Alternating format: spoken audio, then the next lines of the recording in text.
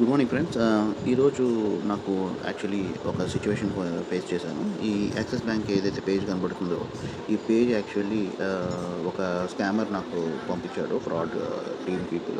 ఒక లేడీ చాలా స్పోకెన్ క్లియర్‌గా ఒక టెలికాలర్ లాగా యాక్సిస్ బ్యాంక్ నుంచి యాక్సెస్ అయ్యి నాకు కాల్ చేసి, "సార్ మీరు క్రెడిట్ కార్డ్ ఉంది కదా! మీ క్రెడిట్ కార్డ్‌లో రివార్డ్ పాయింట్స్ ఉన్నాయి. ఆ రివార్డ్ పాయింట్స్ మీరు విత్‌డ్రా చేసుకోవటం లేదు. మీరు కన్జ్యూమ్ చేయటం లేదు. సో, ఆ రివార్డ్ పాయింట్స్ అనేవి మీరు కన్జ్యూమ్ చేసుకోవడానికి నేను మీకు హెల్ప్ చేయగలను సార్.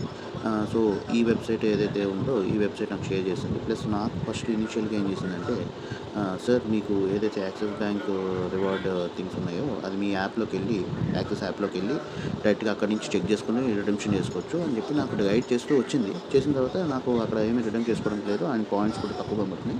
మీరు 5000 పాయింట్స్ అన్నారు కదా! ఇది ఏ విధంగా రిడెమ్ చేసుకోవచ్చు అంటే 3 ఆప్షన్స్ ఇచ్చింది. ఒకటి మీ బిల్లు అడ్జస్ట్‌మెంట్ చేసుకోవచ్చు, లేకపోతే ఏదైనా ఆన్‌లైన్ వోచర్ కొనుక్కోవచ్చు, లేకపోతే మీ యాప్ స్టోర్‌లోకి వెళ్ళి అక్కడి నుంచి ఏదైనా వస్తువు ఉంటుంది సార్ అది కొనుక్కోవచ్చు అని చెప్పి ఆప్షన్స్ ఇచ్చింది.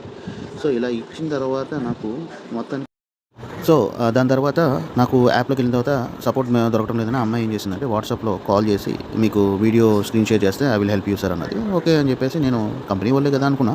అలా కాన్వర్జేషన్ స్టార్ట్ చేస్తూ తను నా స్క్రీన్ షేరింగ్ చేసుకుంటుంది. "ఓటీపీ వస్తాయి సార్, చూసుకోండి, ఎంటర్ చేసుకుంటే మీకు అది మొత్తం స్టెప్ బై స్టెప్ వెళ్తుందని" చెప్పింది. ఓకే, రైట్ అని చెప్పేసి నేను ఓటీపీ గురించి వెయిట్ చేశాను. ఆ ఓటీపీ ఎంటర్ చేస్తూ తను స్క్రీన్ మీద చేస్తున్నప్పుడు నాకు బ్యాక్‌గ్రౌండ్‌లో ఒక అమౌంట్ డెబిట్ అవుతున్నట్టుగా కనబడ్డది క్రెడిట్ కార్డ్‌లో. ఎందుకు ఇట్లా అవుతుందని చెప్పేసి డౌట్ వచ్చి వెంటనే స్క్రీన్ ఆఫ్ చేసేసి నేను క్వెషన్ చేయడం మొదలెట్టా. క్వెషన్ చేసే లోపలికి ఆ అమ్మాయి, "అదేం లేదు సార్, మీకు అలాగా ఏమి డౌట్ పడకండి, మీ యాక్సిస్ బ్యాంక్ నుంచి" అని చెప్పేసి ఇంగ్లీష్‌లోనే కాన్వర్సేషన్ చేస్తూ వచ్చింది. నాకు ఎందుకో డౌట్ వచ్చింది. ఒకసారేమో 49,000 చేంజ్ ట్రాన్సాక్షన్, ఇంకో 23, ఇంకో 20,000. నాకు కార్డ్ డీటెయిల్స్ అన్నీ ఎంటర్ అయిపోయి వాళ్ళ బ్యాకప్‌లోకి వెళ్ళిపోయింది ఆల్రెడీ. నాకు ఎప్పుడైతే పాయింట్ ఆఫ్ రియలైజ్ అయినా నేను స్క్రీన్ షేరింగ్ ఆపేసి ఇమ్మీడియేట్‌గా హోల్డ్ చేసి పెట్టేసి ఆ అమ్మాయిని క్వెషన్ చేయడం మొదలెట్టా. నేను ఆ అమ్మాయిది నెంబర్స్ ఎవరైతే ఉన్నాయో అవన్నీ షేర్ చేస్తా.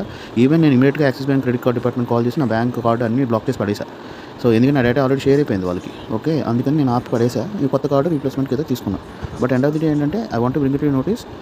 ప్రతి ఒక్కరు చాలా అలర్ట్‌గా ఉండండి. ఎందుకంటే ఇలాంటి చీటింగ్ కాల్స్ వస్తూ ఉంటే మనకు తెలియకుండా మన ఆఫీస్‌లో ఉన్నప్పుడు ఏదో ఒక సిచ్యువేషన్‌లో ఉంటాము. వాళ్ళు ఏదో యాక్సిస్ బ్యాంక్ వాళ్ళే కదా అని చెప్పేసి నాలాగా మీరు ఇదవ్వకండి. నేను లక్కీగా ఏంటంటే సేఫ్ అయ్యాను. ఏంటంటే నా కార్డ్‌లో ఓటీపీస్ రాంగ్‌గా కొట్టా. సో, దానివల్ల నేను బచాయించిపోయాను. నేను రియలైజ్ అయ్యే లోపలికి ఆ అమ్మాయికి అర్థమైపోయింది. ఈడు రియలైజ్ అయిపోయాడు. So, end of the day we can't cheat him అని చెప్పేసి ఇమ్మీడియేట్‌గా ఇచ్చేసుకున్నారు. ఇమ్మీడియేట్‌గా నేను 1930 కాల్ చేశాను. వాళ్ళకి రిజిస్టర్ చేద్దాం అనుకుంటే వాళ్ళు డైరెక్ట్‌గా ఏదో యూట్యూబ్ లింకులు పంపించారు తెలంగాణ సైబర్ క్రైమ్ వాళ్ళు. వాళ్ళు అంటారు, "ఆన్‌లైన్‌లో మేము తీసుకెళ్ళాం సార్, మీరు పోలీస్ స్టేషన్‌కి వెళ్ళి కంప్లెయింట్ చేయండి" అన్నాడు. ప్లస్ ఇంకోటి ఏంటంటే, "మీకు అమౌంట్ డిడక్ట్ అవ్వలేదు కదా, మీరు కంప్లెయింట్ ఇవ్వాల్సిన అవసరం లేదు" అన్నాడు.